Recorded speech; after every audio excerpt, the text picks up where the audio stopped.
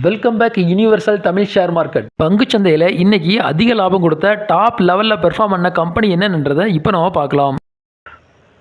DP Corp Limited. இவங்க பார்த்தீங்கன்னா இன்னைக்கு 11.7% ஏறிருக்காங்க. இவங்க கடந்த 7 நாட்களில் 323 ரூபாயிலிருந்து 370 ரூபாய் வரைக்கும் போயிருக்காங்க. இப்போ கரண்டாக 361 ரூபாயில் ட்ரேட் இருக்காங்க. Niraj Ispat industry limited.